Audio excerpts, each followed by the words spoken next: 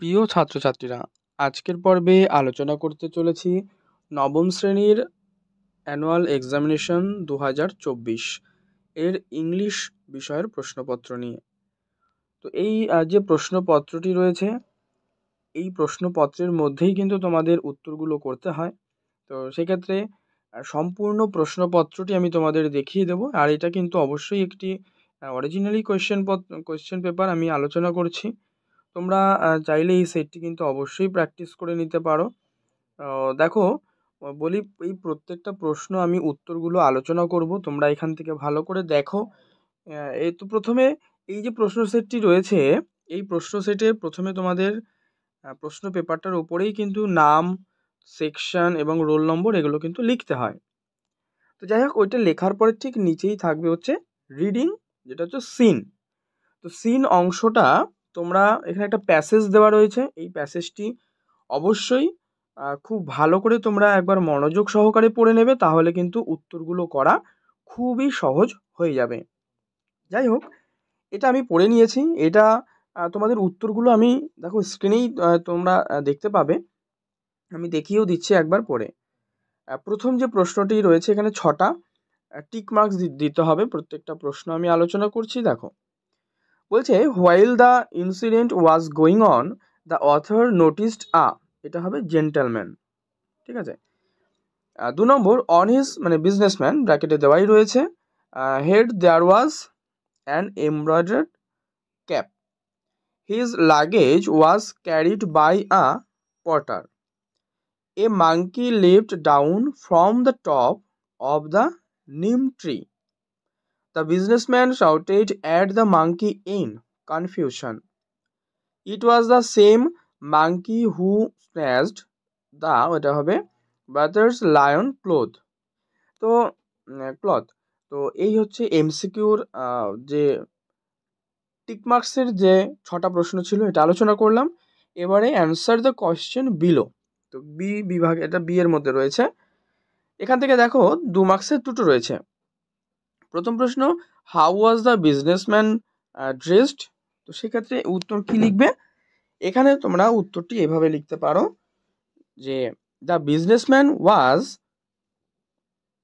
dressed in a white muslin dhoti, a delicate turning and an embroidered cap on his head। যেটা কিন্তু একেবারে তোমরা যে প্যাসেজটি দেওয়া রয়েছে তার মধ্যে উত্তরটা পেয়ে যাবে, ওখান থেকেই প্রশ্নগুলো নেওয়া হয়েছে। 2 নম্বর প্রশ্ন, what did his luggage include?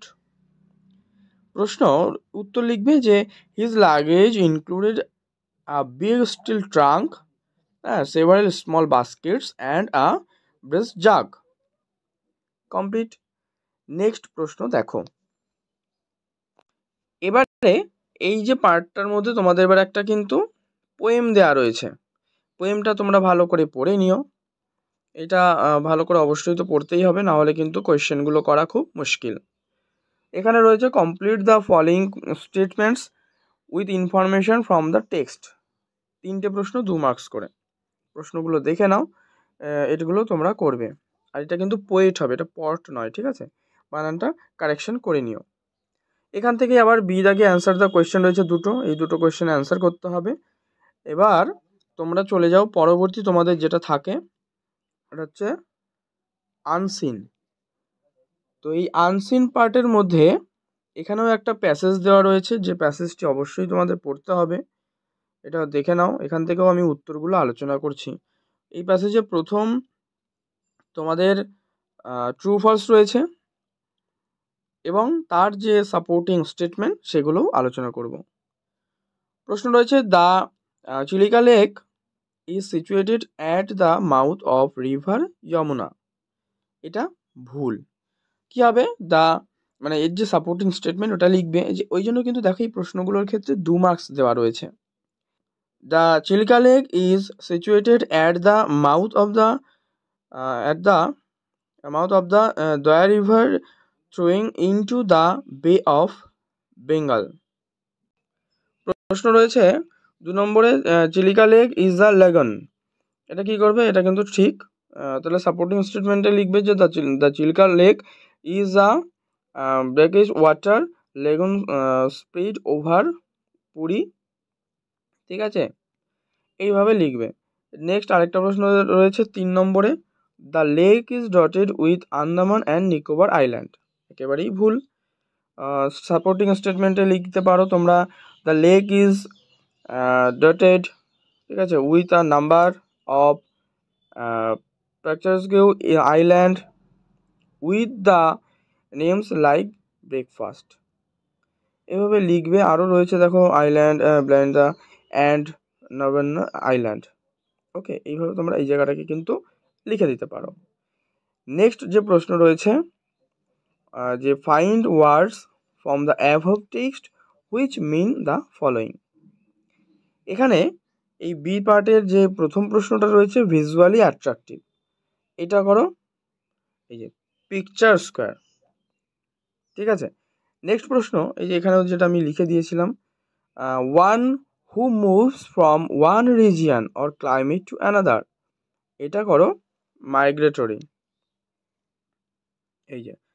এরপরে এখান থেকে কোয়েশ্চেন আনসার রয়েছে যে what type of lagoon is Chilika lake, ঠিক আছে। এই পার্টটা তোমরা দেখো যে চিলিকা লেক ইজ দ্য কিন্তু brackish water lagoon which is the largest wintering ground for migratory birds of the Indian subcontinent, clear. 2 নম্বর প্রশ্ন, which districts of Odisha does Chilika lakes spread over, এটা করো Chilika lake spreads over Puri, ঠিক আছে। কোনটা অ্যান্ড কী বলেছে এখানে, Ganjam districts of Odisha state on the east coast of India. 3 নম্বর, name of the island with which Chilika lake is dotted, তাহলে এখানে লিখবে যে Chilika lake is dotted with the island namely breakfast island, birds island and Nalabana island, ওকে।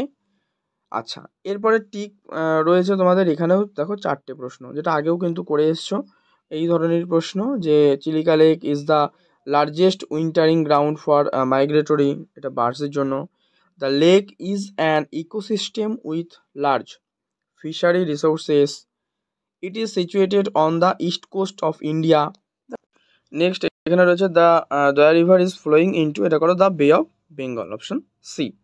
এরপরে grammar রয়েছে, do as directed change into passive voice, প্রথমটা যে I had done the work, এটা করো the work had been done by me.